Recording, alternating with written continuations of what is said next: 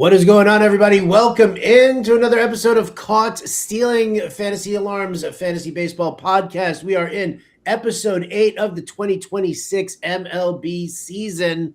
And oh, baby, we're going to be focusing on your first waiver wire period. Now, I'm Howard Bender, James Grande over here with me. I know you guys have had John and Pemba doing the positional previews through the first 7 episodes. Well, season's almost upon us here. We know the first waiver wire period is likely to, open up this weekend for everybody. So James and I want to make sure that you guys are all set. Maybe you drafted some injured players and you want to figure out how best to replace them. So we'll kind of get in through all of that action here today. Before we start diving into the waiver wire, first and foremost, James, hi, how are you, man? It's great to be able to sit here and chat a little baseball with you. Yeah, less than a week away, Howard. You know, the great quote that I like to use, it's very long and long-winded. Bart Scott can't wait, as once a great Jet linebacker once said, right? So yeah, I mean, baseball right around the corner. We're about to get a boatload of roster decisions, especially for some big-time prospects that may or may not be making the team, and hopefully more on the May side of things, but it's super excited to talk shop here, Howard. What's your focus on the roster situations here? Like, I don't think Connor Griffin's going to make this team. I know that they're going to put him down because that's just the way Pittsburgh does. Kevin McGonigal, on the other hand, that's a guy who I think will make this team.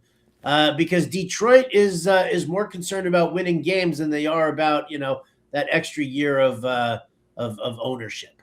Yeah, I think of like the big three that we're kind of looking at, all the infielders, McGonigal, Weatherholt, and Griffin. I think 2 of 3 make it. I think we had kind of a tell on Detroit's side of things yesterday when McGonigal didn't participate in their spring breakout game, which is, their prospect game.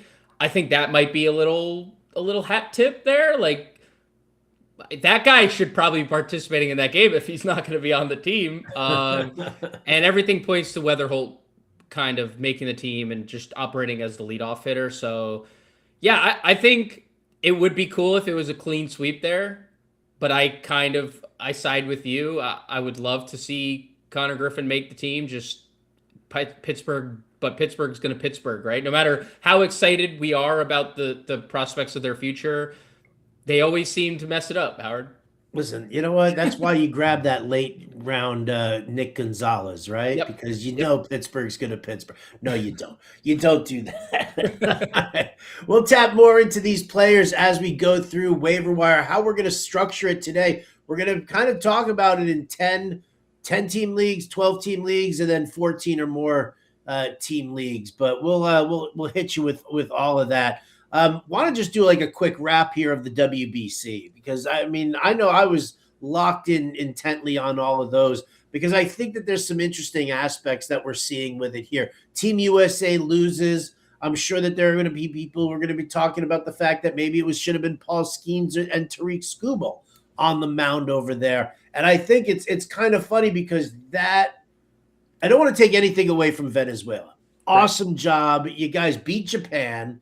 Then you took down Team Italy and all their espresso shots. And then you beat Team USA, who, coming into the tournament was probably the favorite to win the whole thing. But Venezuela wins this whole thing. And now all of a sudden there are rumblings here in the U.S. that maybe we turn this into a mid-season tournament and not do it during spring training, because maybe if we're doing it mid-season, then ball clubs will be less inclined to restrict their players. I don't think that's the case, simply because you're adding innings to the pitcher's arms. You're putting players into harm's way with playoff baseball. Kind of an atmosphere there. I don't think teams are going to loosen restrictions on their top studs, but I could be wrong. What do you think about all that? I don't think if there was like a vote that would have to be passed, I think this would get shot down immediately. I don't buy it. I think this is kind of like a sore loser mentality. Like I don't think that should impact anything. I think if anything, teams are going to be more restrictive. We don't know leading into that time of the season. We don't know how many innings somebody has pitched. We don't know how many at bats somebody has had and what injuries they're going into the break with, where they would have just rather have their players, have some time off. I don't buy that at all. I think that's a kind of a loser mentality because ultimately USA did have enough talent to win. They just didn't. And it was a great baseball game that had an elite moment and you yes could, but like you look at it like from Scooble's point of view, that would have happened regardless because Tarek Skubal is in a contract year, right? So you're looking at it from a lot of perspectives where sure you could change the time, but that doesn't impact like certain players' status in the league. That doesn't impact their insurance that they may or may not get. That doesn't insure them, if they're not on contract for the next year, like they're still not going to do it or pitch more. So I don't buy any of that. I think the tournament was amazing as is and lets it did get a lot of pitchers, it was perfect the way that Paul Skeens was set up. They were talking about his pitch count was 75 to 80 in the semifinal game, which was exactly the amount of days he needed in between that start and opening day. Like his work wasn't impacted. I don't buy the midseason stuff. I think that's a bad way to change an already great thing. And shout out to Venezuela. Their offense is awesome. 2 games in a row, they came back from behind, or not in this case, but had late inning heroics offensively. And it helped them qualify for the Olympics. I think that it was a great tournament, and I don't think you touch it in terms of moving it to a different time. Yeah, I think this is the higher ups in the wonderful world of MLB being like, oh man, why can't we be like hockey? Right. Right? Where like you had Right. the men, the women, and the Paralympic US hockey team all win the gold medals, right? And everybody's all, rah-rah about it.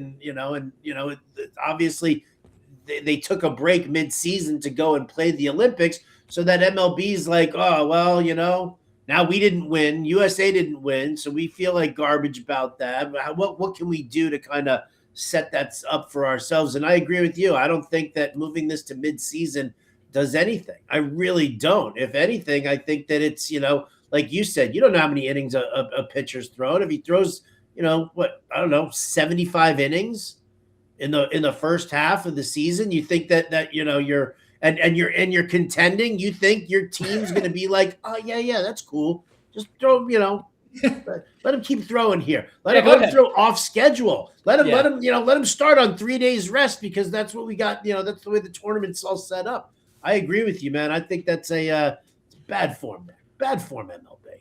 Yeah, nothing really to add. It's bad look. Win the tournament, and that discussion doesn't even happen. Doesn't even come close to happening, right? It is. It's like a little sour grapes there. All right, before we start diving into waiver wire, any big breaking news that we need to pay attention to here? Things that could actually affect our opening day rosters for MLB? Yeah, I think we got the news earlier. I wish we had like some like breaking news sounder. Yep, that one was perfect. Actually, we'll trademark that one and get that one attached to our show. Yeah, we'll work on that one. I think both of us need some WD-40 on our sounders there. But yeah, Trey Savage to begin the year on the old IL, Howard. It was reported today, Thursday, 6 days before opening day. He will start with a 15-day stint with a right shoulder impingement. And, he came into camp with some type of arm issue that they said they were going to slow roll. Things in Toronto don't look great right now. That's the third starting pitcher on the IL, or will start on the IL. Bieber, Jose Barrios has a stress fracture, and now Savage. things are looking pretty bleak for Toronto to start the year in that rotation. Yeah, that's definitely a kind of a. I'm not going to say it's going to push you from behind, but I mean, yeah, it's definitely an ordeal. I mean, but you still have Gossman, you still have Cease. Those two guys are a great 1-2 punch. I kind of like Cody Ponce. I can't Yeah. remember. Did I put him on our list of waiver wire guys to take a look at? If I didn't, I should have. No, you didn't, but we can talk Cody. We could definitely talk Cody Ponce for the waiver wire. I definitely think we should. All right, I'll tell you what. So let's. I don't think. Aside from the fact, another guy who I don't think I put on the on our waiver wire list that I think I should. We got our PEDS suspensions all set and squared away right now. Johan Rojas was the pit, not Miguel Rojas. It was Not Johan Miguel. Rojas. Not Miguel. Don't say Miguel. It definitely was not Miguel. 100%. 100%. That dude needs to apologize, doesn't he? Yes, he does. Apologies they're needed for somewhere. Yes, for sure. So Johan Rojas got tagged and then suspended, and then he appealed it. Well, they've already ruled that he's losing his appeal. So that immediately puts him out for 80 games. It also means that Justin Crawford is now probably in play as an outfielder. And I'll tell you what, a late round pick, if you haven't drafted yet, a late round pick, if you're looking for some speed in the later rounds, I think Justin Crawford's definitely worth a look, don't you? Yeah, 40 steals in two of his last three minor league campaigns. Almost 50 last year, and he played just 112 minor league games. I mean, that there's nothing really better than that. And I think, like, I know Rojas suspension. There was like a lot of chatter behind Crawford's name to begin with, that he would just possibly just win the job outright. Now it's just cemented in stone. He's going to play every day. Good center, like really good center fielder, a lot of speed. And there is some benefit to hitting at the bottom of a lineup that features Turner, Schwarber, Harper, Alec Boehm, someone we'll talk about today, to possibly drive him in. Yeah, I think that's always a common misconception. I mean, yes, you lose at bats the further down you are in the lineup. We know that. Yes. All right. Shout out to Nick Kurtz now batting leadoff for yes. for the Athletics, Yes. just so that they can maximize his at bats. I'm like, Yep. yes, thank you. There's a reason he's on the cover of the Fantasy Alarm MLB Draft Guide, people. There's a reason that we're all in on Nick Kurtz this year. But aside from that, though, yeah, I mean, listen, you get a guy who like Crawford who's hitting at the bottom of that lineup. Did somebody say draft guide? Did somebody say draft guide? I heard draft guide. I'll tell you what. By the way, because this will publish here. Oh no, it won't publish before Friday. You'll miss the listener league bonus. You'll miss the listener league bonus. Howard, how about this? Whatever you're about to say, I'll get this out today. Oh yeah? We'll get it out today.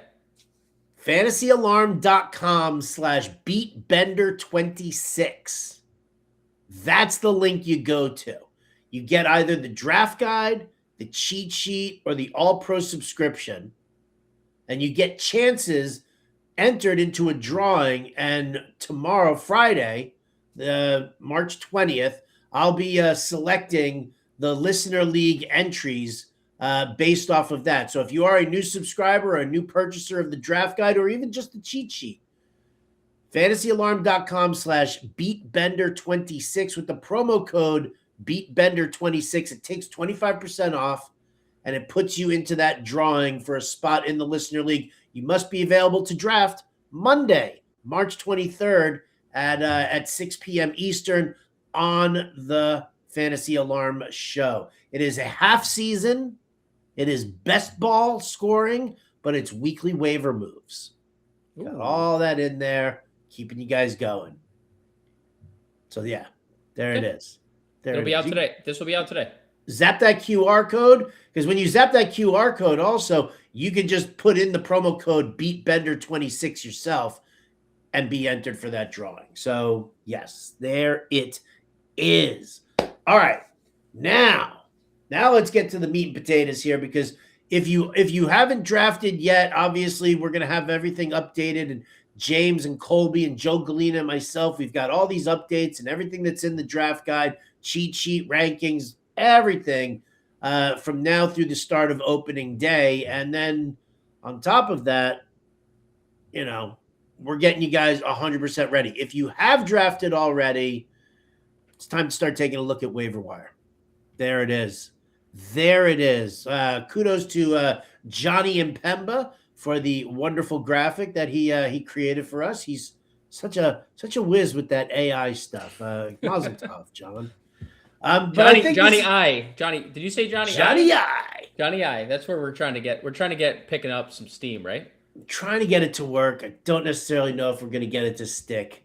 Yeah, he's just far too indifferent. The problem is like he's far too indifferent for any nickname to stick. We've been still trying to get Vanilla Bean to stick for all this time. Sure.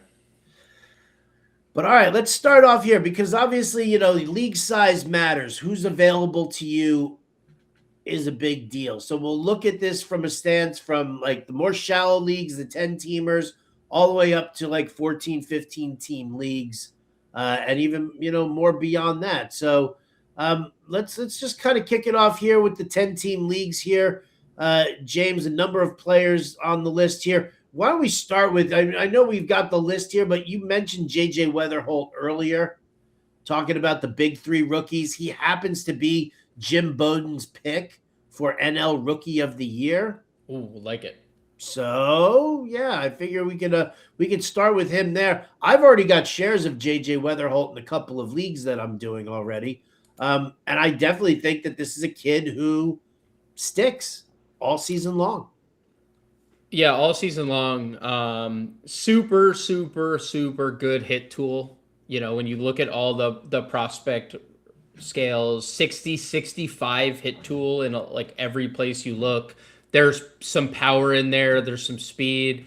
He seems like the total package. I think maybe the most interesting part, and you don't get this a lot from younger hitters, is the discipline and the plate awareness.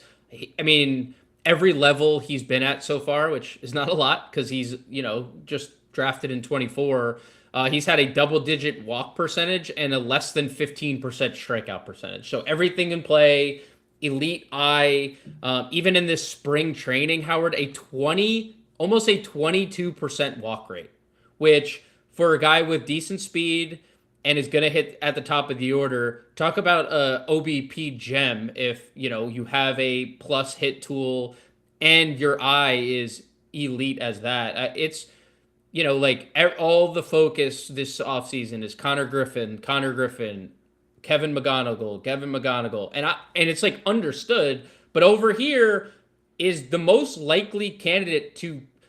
I think it is possible Weatherholt ends the season with the most at bats of any of those three. Oh yeah, I mean, listen, St. Louis is completely rebuilding right now. They're just, Ollie Marmol just got a contract extension. They gave it to him because they want him to be the one to carry these youngsters through. And I think that, Weatherholt is a major factor. What I also love about Weatherholt, and I've got it right there in the graphic, right? He will have second base eligibility 5 games into the regular season. So he qualifies at shortstop right now in most leagues. There are some leagues where if a guy is going to be starting in that position this season, there are certain amenities that allow you to draft him there. But even if you don't, if you're not able to draft him as a second baseman yet, in 5 games, like after the first week of the regular season, he's going to have that second base eligibility. And I think that's a huge thing, especially when you consider just how bad that second base position is. Like for me, what I've been doing in drafts is I've been drafting a guy like Weatherholt late and then just grabbing like a filler second baseman at the end of my draft and just be like, yeah, whatever. I'll just use this guy here for the first week of the season and just, keep him on my my roster as some depth, but I'll be able to move Weatherholt over. So I think that's a huge one. Huge. Yeah, that's an elite. That's an elite strategy to deploy for sure. I love that nugget there, Howard. A couple of the first basemen we looked at here: Andrew Vaughn, Miguel Vargas. Vargas also has that third base eligibility that you guys will be able to kind of use there. Talk to me about Andrew Vaughn, because I just think that this guy is just he's so underrated in the sense that his time with Chicago was just, I mean, it was a mess, right? They didn't know what they were doing with him, when they were going to use him at the outfield, they were going to use him at first base. I think coming out of Chicago and going to Milwaukee has been a great move for him. And I love the fact that he's their first baseman now. Love it. I mean, you look at the numbers, there's something to be said, and maybe we'll get it from Luis Robert this year, right? Going from a organizational, it's a black hole in Chicago, or at least has been over the last couple of years. You're playing for nothing. Your organization is treated horribly. Like, your owner is still kind of riding off the coattail of Michael Jordan. Let's face facts there. Like, it's just not a good situation. He goes to Milwaukee last year after being sent down, by the way, just, casually over 64 games, a 308, 375, 493 slash with 46 runs batted in 64 games. And we know what you go to Milwaukee and everything kind of just turns to gold. That's the complete opposite of what the White Sox franchise has been year over year. I mean, 46 runs batted in 64 games. He's projected to hit in the middle of their order, probably in that fifth, sixth spot. He's going to play every day. And you look at some of, like, even factoring in his time with the White Sox, this guy was 81st percentile or better in expected WOBA, expected batting average, expected slug. And I think translating all of that stuff over a year, he's not being drafted anywhere close. And you guys, we talked about the fantasy baseball draft guide at Fantasy Alarm already, and I have been covering some first basemen. Andrew Vaughn is one of my, just give a little peek behind the curtain, is one of my favorite late round targets right now, being drafted way outside of, he's not being drafted in 10-team leagues right now.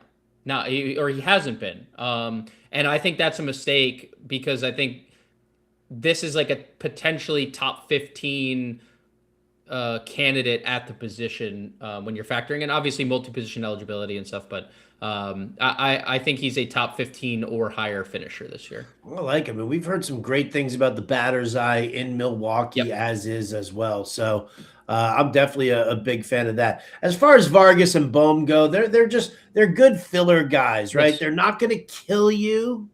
Neither of them are going to hit for a great batting average, but they've got 15 to 20 home run power. Yep. And I just think that they're, if you're dealing with some early injuries or some concerns about, who are you going to use at your utility spot or whatever, these are guys who are at least going to have everyday at bats. And that, I think, is the important factor for those guys. Yeah, I mean, when you look at Bohm, another Philly that's going to hit, he's going to hit cleanup. He's going to hit behind 3+ players. And each of the last 2 times that Alec Bohm has played at least 140 games, he's had 95+ RBI. Sign me up for a guy that's available in over 50% of leagues. Like, yes, I would enjoy 95 RBIs from an undrafted player. Now, pitchers we were kind of eyeballing there. Braxton Ashcraft, I threw him in there, obviously. I mean, he's coming off of a fantastic start this spring. He's actually looked really good this spring. Yes. Kind of what I like about Ashcraft is just simply because now he's sitting there with Skeens. They needed somebody to replace Jared Jones. They've got good, solid pitching all of a sudden here in Pittsburgh. It is a pitcher's park. So I'm definitely keeping an eye on him as far as, like, just kind of looking for starting pitchers that people might have just overlooked because it's a shallow league. You know what's interesting, Howard? This isn't often the case, but it's something with Braxton Ashcraft last year. And he made most of his outings as a relief pitcher. But his strikeout rate last year went up as a starter, which is typically reverse, right? It typically is you go from starter to lower leverage stuff and your strikeout rate goes up because your velocity goes up because you're not as taxed out of the bullpen. He had a 25.9% K rate as a starter. That's 3% higher than it was as a relief pitcher, which I think is fascinating. And you said it, he's followed up in the spring. He's well over 10 Ks per 9 innings in the spring this so far. So I also agree. I think Braxton Ashcraft is a really good strikeout arm.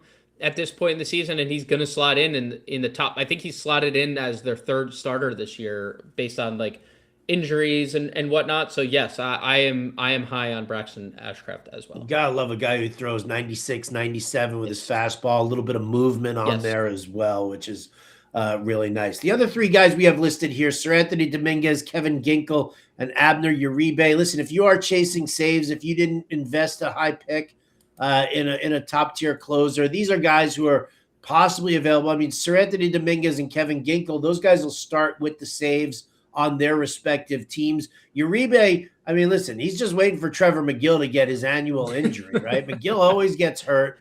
And Uribe, I think, just has better stuff anyway. So if you've got a decent sized bench and you want to stash a guy, Uribe, I think, is definitely worth it. Dominguez and Ginkel, they're going to give you saves early on, even with bad teams.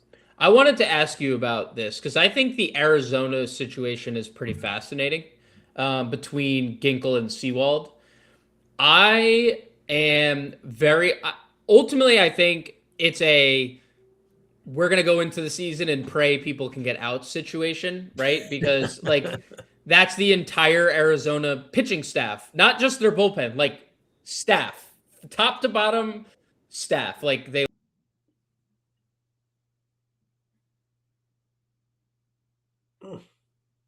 I think lost Merrill Kelly to an injury. They re-signed Ging. What's up, Howard? nothing. Oh, sorry. You froze for a brief second there, but we're good. I think like when it comes to saves, I wouldn't be surprised if Seawald ends up being the guy who ultimately wins the job because he has done it for them and Ginkle's had kind of a bad spring so far. I could be totally off and it's really like seems like a 50-50 at this point, but that's the one where if you miss out on Ginkle, I'd be perfectly fine also just if Seawald's available, just putting a bit on both of them because just stashing. Yeah, you're just taking a shot on this situation that we have no idea who's actually going to win the job anyway.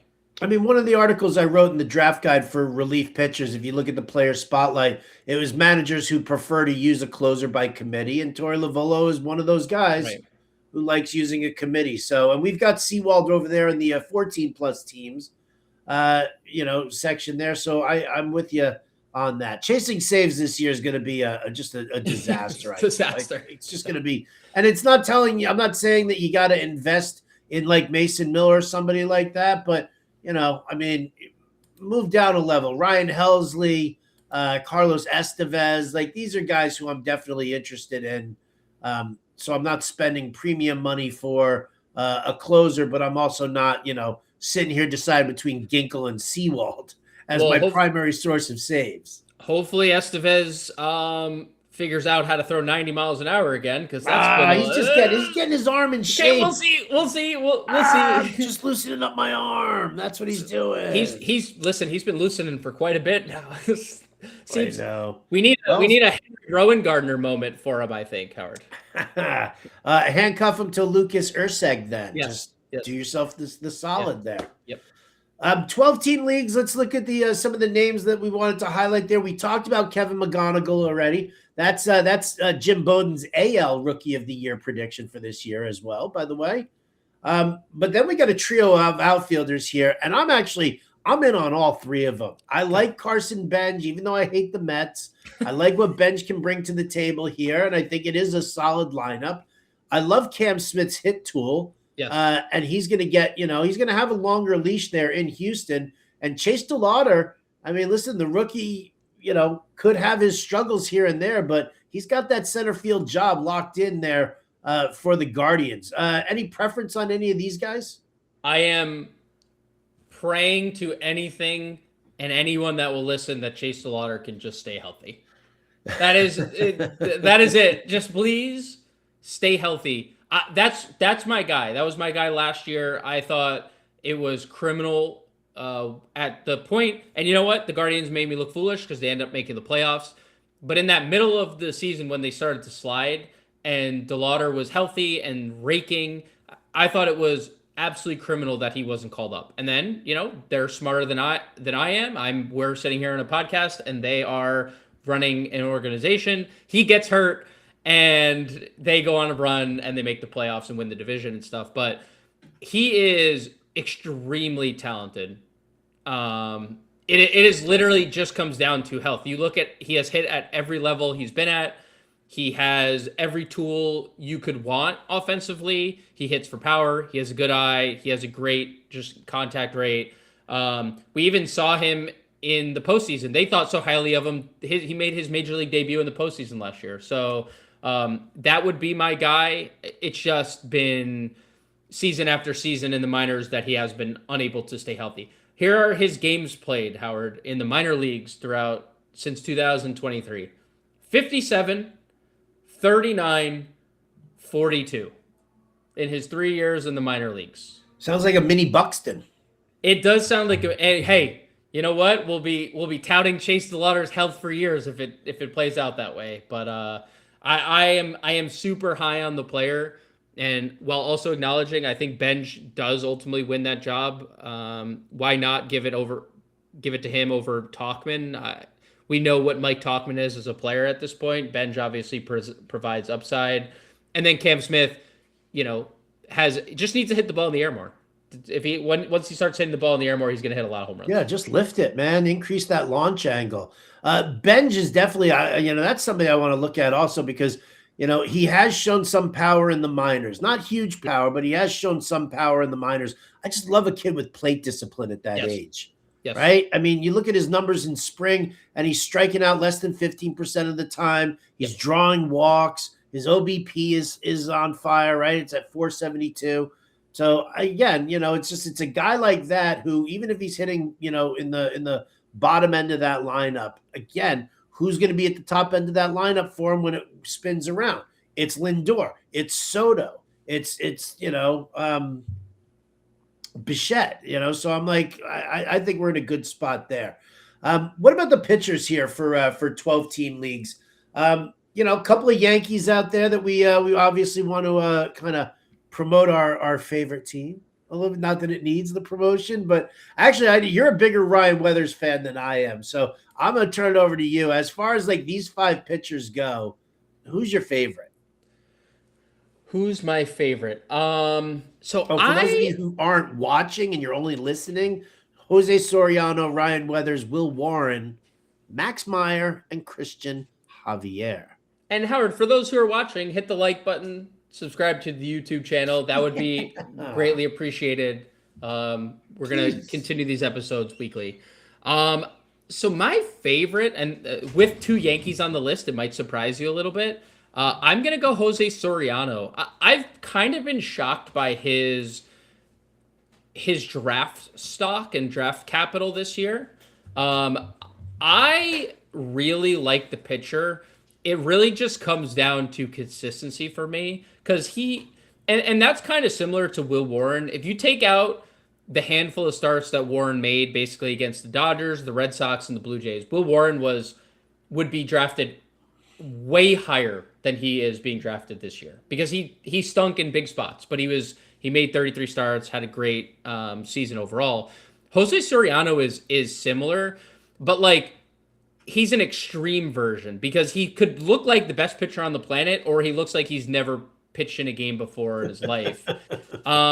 He had led Major League Baseball in ground ball percentage. I think, I am someone who loves ground ballers because that just means the likelihood of you having like blow up outings are shorter. He obviously needs to fix his control a little bit. Over 4 walks per 9 innings last year is not great. But the strikeouts are pretty good. Just under a strikeout per inning last year, 21% K rate, something to be worked on. I mean, 26% K rate in the spring is a good sign to that.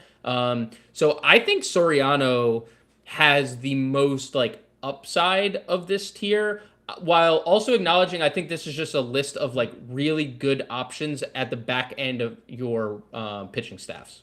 Yeah, I'm very curious as to how this infield defense for the Angels is going to work because of Soriano's, right? Like, I'm fine with Zach Neto at short, and I'm fine with Nolan Shanwell at first, right? He's a fine defensive guy. Yep. It's what you got at second base with Adam Frazier or Oswald Peraza. You got Yohan Moncada sitting there at third. That dude's like, I think he's fatter than me, and that's it's not good for a ball player, right? I mean, I saw him hit a home run. I saw him hit a home run in the WBC this year, Howard.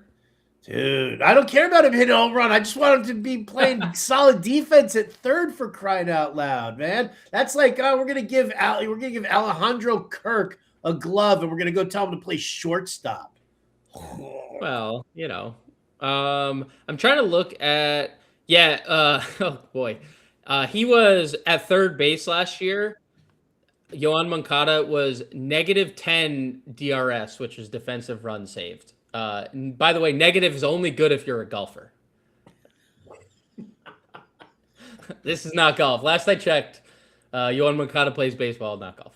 So we're hoping that they're going to do something. Listen, I'd be fine with Chris Taylor. I think Taylor's fine over there. So is was it Yeimer Candelario is on their roster as well. So slightly better defensively than Yohan Moncada, but it's the Angels, so it is. You got to take it with a grain of salt. Flipping over to the 14+ team leagues here, diving in a little bit deeper. Some interesting names here. Number one, I mentioned Colt Emerson earlier because J.P. Crawford's going to be starting the season on the IL. He's a temporary fix. I don't think that they're going to lock down Emerson unless they say that he can like play second base and they're not happy with the job that Cole Young is doing over there. Yeah. So I think Emerson is a short-time guy. Brian Hayes, I want him to succeed so badly, and I want him in that Great American Small Park. But actually what I've seen right now is that he hasn't hit his way out of a paper bag this spring, and they're already talking about who the other options are at third base. They're like, we could put Sal Stewart there. We could put Spencer Steer there at third. Hey, you know what? We could even put Eugenio Suarez back at the hot corner. So, Brian Hayes, great defensive player there, but he really needs to turn on and hit. So before you go after him, just make sure he's going to, start for this team.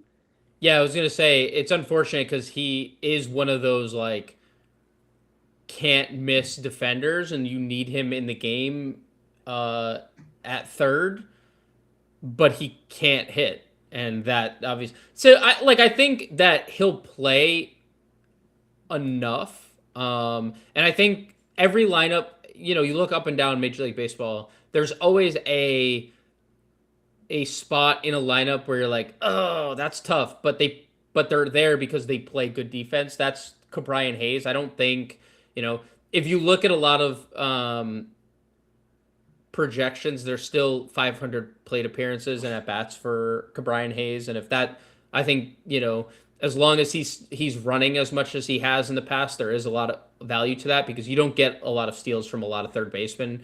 We're talking about a guy who's now swiped 10 plus bags in 4 straight years at third. So I definitely am good with Brian Hayes. I agree on your Emerson shout. I think the first basemen are pretty interesting this year, Howard. Kobe Mayo finally just will have an opportunity. And, is it because of injury? Yeah, it is. Solely because of injury. But, dude, if he can just make contact with the baseball, this is a guy who will hit a lot of home runs.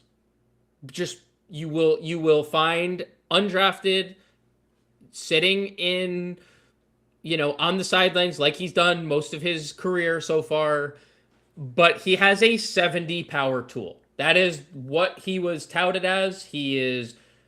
It is like explosive contact off the bat. And I just think like with the opportunity, he's had a really good spring, like really good. I mean, again, another guy who at one point was considered a near top 50 prospect in all of Major League Baseball and hasn't. We were just talking about not being able to hit out of a wet paper bag with Brian Hayes. Well, you're looking at another one that hasn't been able to, but really good signs from spring. Has not struck out at all. 3% strikeout rate in spring training, which I think is the most important thing. Everything's in play. He's putting everything in play. So if Kobe Mayo's going to hit just make contact. There's legitimate upside for him to just stick in the lineup even when Jordan Westberg eventually returns, because there's 30 home run upside here. And then Josh Bell, just you look at a lot of what he did in Washington last year.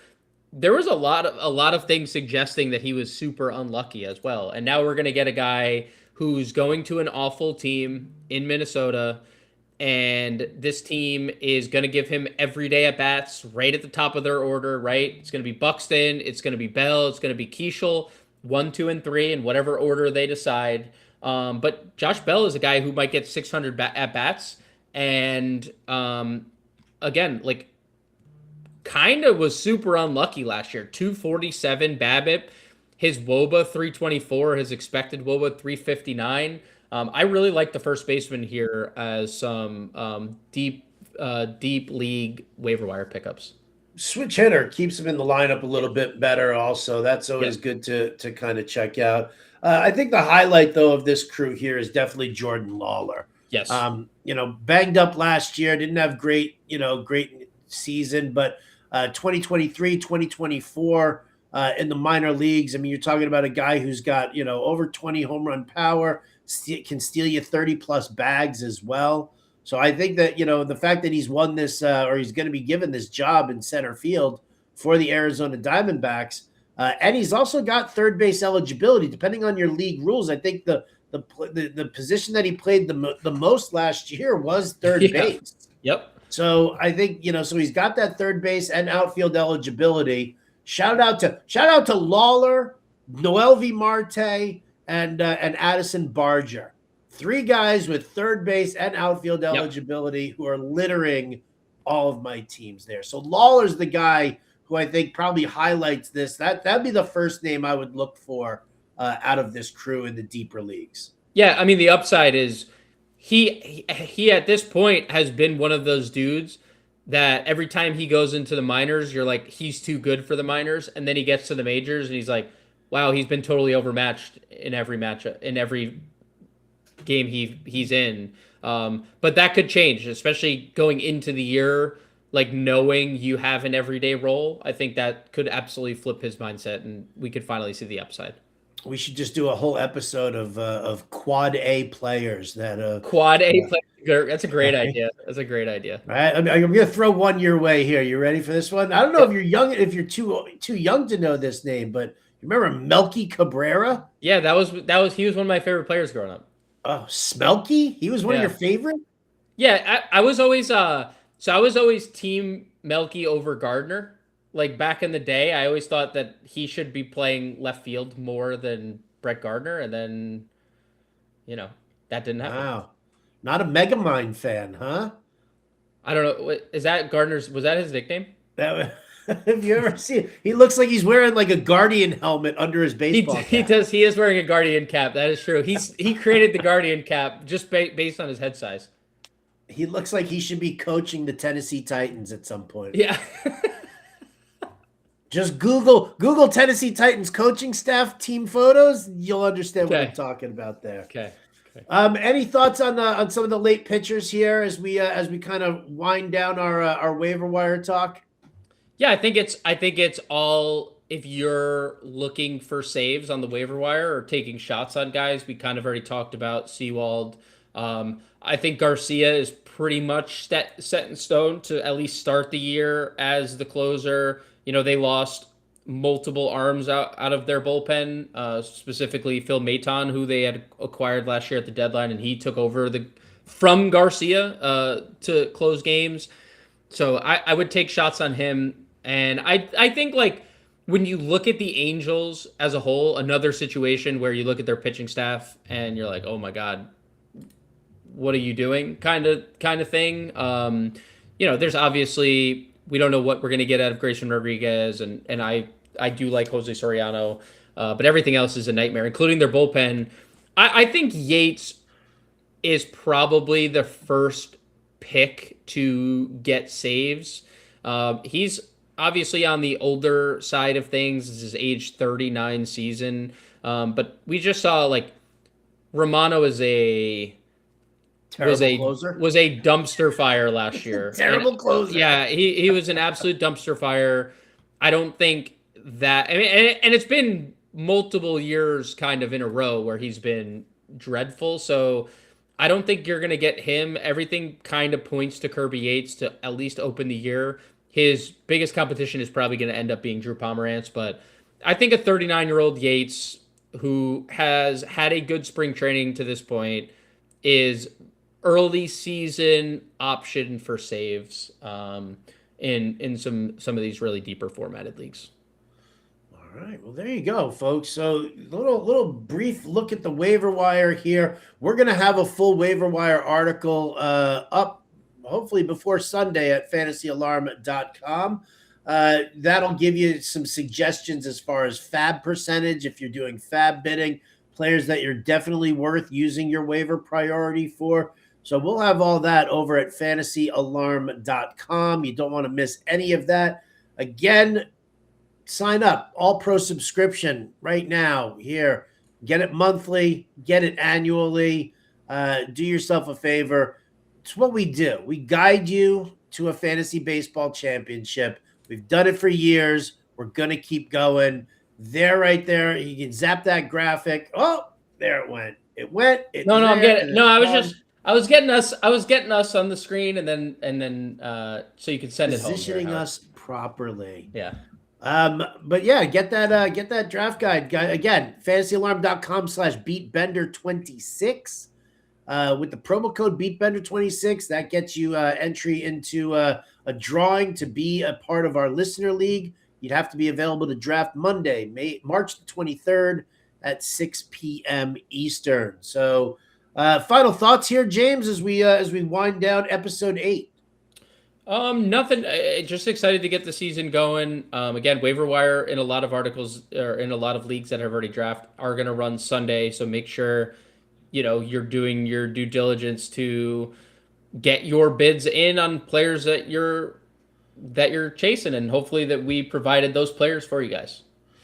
All right. Well, then that's going to do it for us here on Caught Stealing. We thank you guys as well. Hitting that like button, hitting that subscribe button. Never miss an episode of the Caught Stealing podcast or any other show that we do across all sports here at the Fantasy Alarm YouTube page. But that's going to do it for us here today. For James Grande, I'm Howard Bender. This has been Caught Stealing. We'll catch you next time.